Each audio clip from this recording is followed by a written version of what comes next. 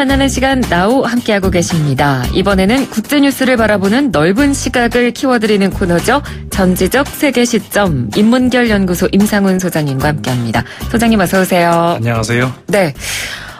지난 주말에 오스트리아에서 총선이 있었습니다. 네. 이게 결과가 공식적으로 지금 나온 건 아니죠? 예. 그러니까 거의 이제 확정적인데 네. 뭐 아직 공식적으로 딱 정해지진 않았죠. 네. 2017년 총선 이후 2년 만에 치러졌고 조기 총선이었습니다. 네, 이번에 정치 지형이 좀 바뀌었나 봐요. 네. 살짝 바뀌었습니다. 네. 국민당이 그러니까 2017년에 선거가 있었죠. 2년 전에. 그때 이제 국민당이 1위로 올라서면서 오스트리아에서 국민당은 이제 중도 우파 정도에 이제 속하는데 그 당시에 이제 그 극우파라고 할 수 있는 자유당과 연정을 했죠. 처음으로 자유당이 이제 그 오스트리아 정부에 들어가는 그 해였는데 그 이후로 지금 국민당이 집권당으로서 다시 1위를 했습니다. 네. 의석도 늘었어요. 지난번엔 62석이었는데 지금 73석이 됐고요. 그래서 이제 쿠르스 총리 입장에서는 굉장히 젊은 총리인데 올해 33살? 33살. 네. 네. 그러니까 31살에 총리가 된 거죠. 네. 그 전에 29살에 외무장관을 했고요. 이거 뭐 좋다고 봐야 될지 뭐 네. 할만하니까 했겠죠. 능력이 네. 있으니까 했겠죠. 네네. 어쨌든 그래서 이제 그 당시에 굉장히 주목을 받았는데 최단임 총리가 될 뻔도 했는데 어쨌든 이번에 다시 재신임을 받아서 아마 이대로 간다면은 그 연임을 할 수도 있게 된 셈이죠. 근데 이제 당시 연정 파트너였던 자유당은 의석이 급감했습니다. 네. 지난번에 51석에서 지금 32석으로 19석을 잃었고요. 그다음에 그러니까 2위는 연정 파트너인 자유당이 아니라 사회당인데 네. 지난번에도 2위였고 역시 이번에도 2위긴 2위인데 많이 줄었습니다. 11석이 줄어서 이번에는 41석을 얻었고요. 그다음에 또 하나 이제 눈여겨볼 만한 것이 녹색당의 약진이에요. 네. 지난 2017년 선거에는 한 석도 얻지를 못했습니다.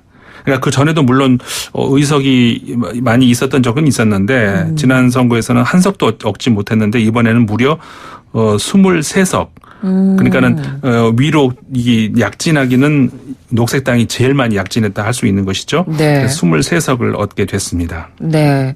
그러니까 전반적으로 쭉 지금 결과를 정리를 해 주셨는데 어쨌든 지금 집권국민당이 1위를 차지하긴 했지만 과반은 못 넘긴 거죠. 그렇죠.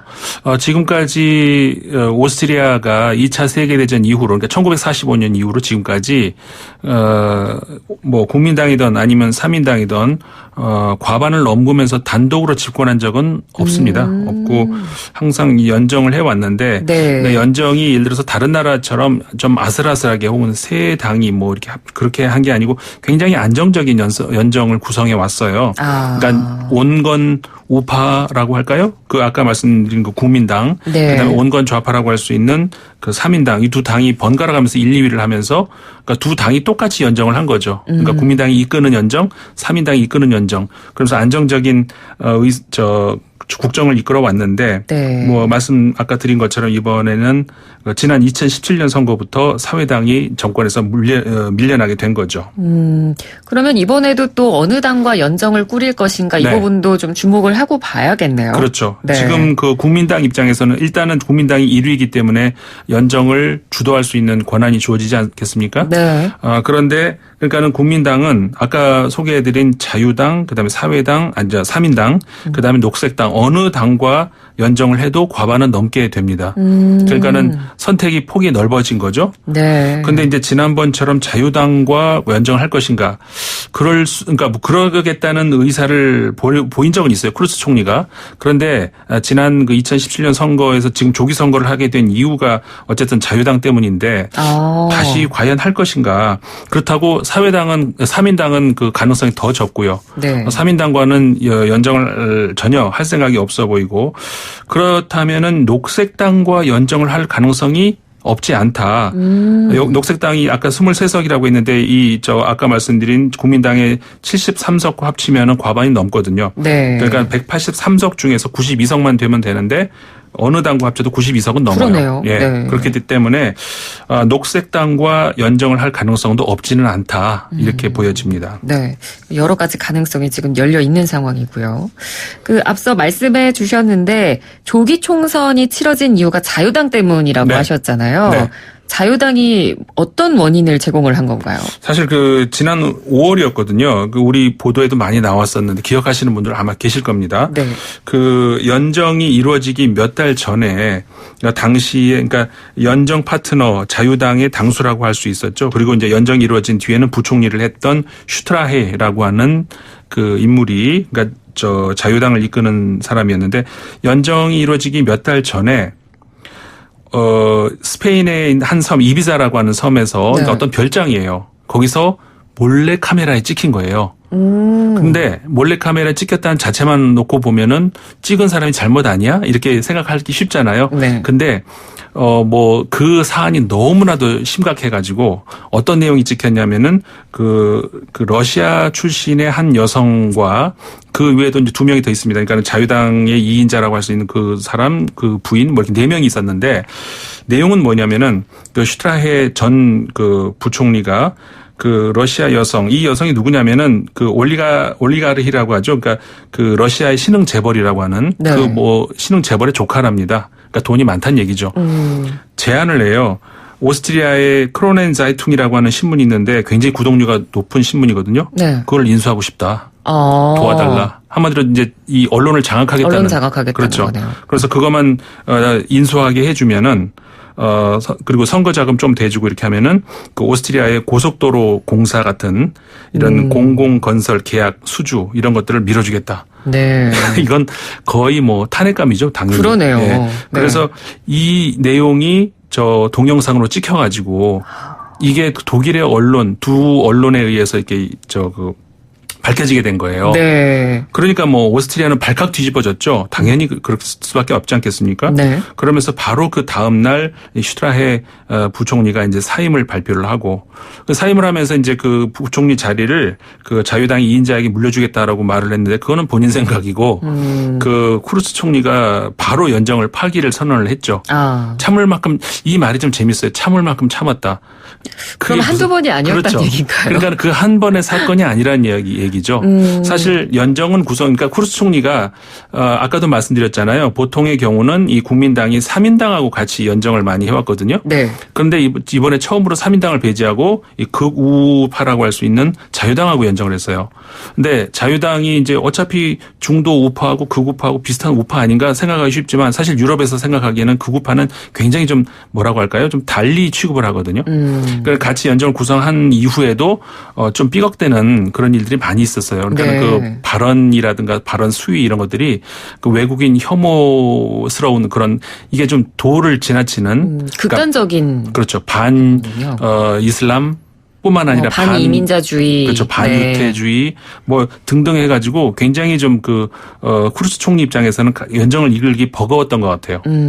그런 차에 이런 대형 사건이 터져가지고 참을 만큼 참았다. 이런 발언까지 하면서 바로 연정 파기를 선언하고 그로부터 이제 한 4개월 흘렀잖아요. 네. 그리고 조기 총선이 이루어졌던 거죠. 그렇군요. 이 오스트리아 정치 제도가 상당히 선진적인 제도로 네. 평가를 받고 있다고 합니다. 예. 어떤 부분에 있어서 선진적인 평가를 받는 건가요? 그러니까 보통 우리 민주국가의 제도 하면은 대통령 중심제, 그다음에 의원 내각제 이렇게 있지 않습니까? 네. 가장 대표적인 대통령 중심제가 이제 미국형 그런 대통령 중심제, 그리고 가장 의원 내각제로 그러니까 가장 전형적인 그 형태가 이제 영국식 내각제 아니겠습니까? 네. 그 중간 형태라고 할 수 있는 것이 이제 프랑스식 의원 집정제라고 할 수 있는데 대통령과 의회가 권력을 어느 정도 이렇게 나눠 갖는. 그런데 이 오스트리아도 의원 집정 체제에 이제 가깝다. 근데 다만 프랑스보다는 대통령의 힘이 더 없고요. 그러니까 의원 내각제에 사실은 가깝습니다. 네. 가까운데 대통령의 권력도 어느 정도는 조금 있고, 그리고 양원제고. 근데 특히 이제 이런 것들이 선거 제도에서 이제 잘 그 성숙도가 드러나거든요. 네. 개방형 비례 선거라고 해가지고 사실 그 독일도 비례 선거를 하기도 하죠. 네. 그리고 이제 우리나라도 비례 선거가 뭔지는 우리 다 익숙하실 텐데 우리가 하는 것은 폐쇄형이라고 해가지고 그러니까는 비례대표 이 비례 선거를 할 때 우리는 정당을 보고 찍잖아요. 그렇죠. 근데 이제 오스트리아 같은 경우에는 정당도 보지만 그 밑에는 그 사람 이름까지 써 있어요. 그러니까 우리는 사실 정당을 보고 찍을 때 그 정당의 그 리스트 안에 누가 있는지는 모르고 찍잖아요. 그렇죠. 그러니까 정당만 신뢰하고 난 이 정당이면 찍겠다라고 찍는 건데 이 오스트리아 같은 경우에는 개방형 비례 선거라는 것은 밑에 있는 그 캔디다트까지 보면서 이제 찍는다는 것이죠. 그렇기 때문에 두 가지의 장단점을 다 보완하는 그런 형태. 이제 그게 특이하고요. 네. 그다음에 그 비례대표 그래서 이제 비율별로 그 정당이 나눠갔지 않겠습니까? 근데 이게 3번에 걸쳐서 그러니까는 가장 먼저 지역구에서 한번 나눠가지고 그다음에 그 주에서 한 번, 이게 연방 국가거든요. 그러니까 주에서 한 번, 그다음에 그 전체 연방 국가에서 한 번. 이렇게 하면서 여러 차례 걸쳐서 어떻게 보면은 그 국민의, 그러니까 민의가 가장 잘 수용되게. 그럴 수 있을 것 같아요. 그렇죠. 네. 그렇게 갖는다는 그런 이제.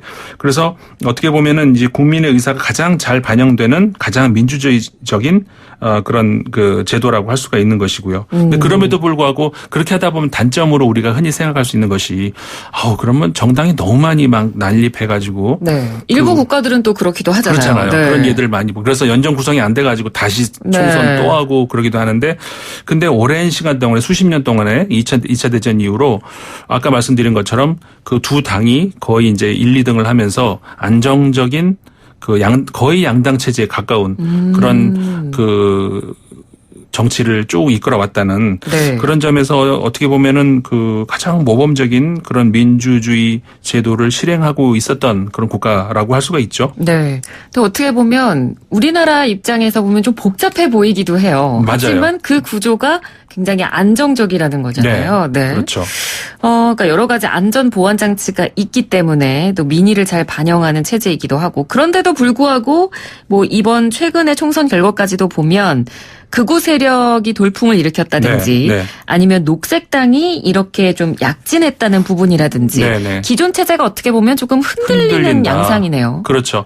그러니까는 안정적인 양당 체제 아까 말씀을 드렸지만 최근 한 10여 년 사이 그 사이에 들어와 가지고는 그 말씀하신 그 아까 자유당 극우 세력 자유당 그다음에 녹색당 이런 당들이 나오면서 그 두 당이 이렇게 그 나눠서 이렇게 연정을 구성하는 어떤 그런 체제에서 이제 거의 그게 끝나고 그런 시대가 끝나고 아까 초반에 말씀드린 것처럼 연정 파트너를 누구를 해야 되나라고 하는 이게 좀 혼란스러워 보일 수도 있죠. 물론 이게 이제 좀 더 심해지면은 아마 혼란이 올 수도 있겠지만은 어쨌든 확실한 것은 기존 체제가 분명 흔들리고 있다. 근데 이제 이것은 비단 오스트리아만의 어떤 현상이라기보다는 지금 현재 그 유럽에 급변하고 있는 사회 질서 거기에 따라서 이제 전통적인 정치 시스템들이 정치 세력들이 흔들리거나 아니면 심지어 아예 역사 속으로 사라져 버린다든가 거대 정당이 정말 군소 정당으로 이렇게 하루아침에 몰락을 한다든가 이런 것들이 지금 유럽에서 우리가 흔히 볼 수 있는 추세거든요. 그래서 이제 굉장히 그 기존 거대 정당들이 긴장을 하고 있는 그런 상황인데 그래서 이거는 어떻게 보면 아까 말씀드린 그런 선거 제도에서 나오는 어떤 그 폐해라기보다는 왜냐하면 지금까지 수십 년 동안 안 그래왔으니까 전체적인 유럽의 어떤 큰 어떤 변혁기에 들어오면서 어떤 그 새로운 정당들이 이제 출현을 하면서 기존 정당들이 위협을 받고 있는 뭐 그런 상황이다 이렇게 보는 것이 더 맞겠죠. 네, 그렇군요. 자, 오늘은 지난 주말에 있었던 오스트리아 조기 총선 내용과 더불어서 또 유럽 정치 지형의 변화까지 저희가 한번 살펴봤습니다. 오늘 말씀 잘 들었습니다. 고맙습니다. 네, 감사합니다. 네, 지금까지 인문결연구소 임상훈 소장과 함께했습니다.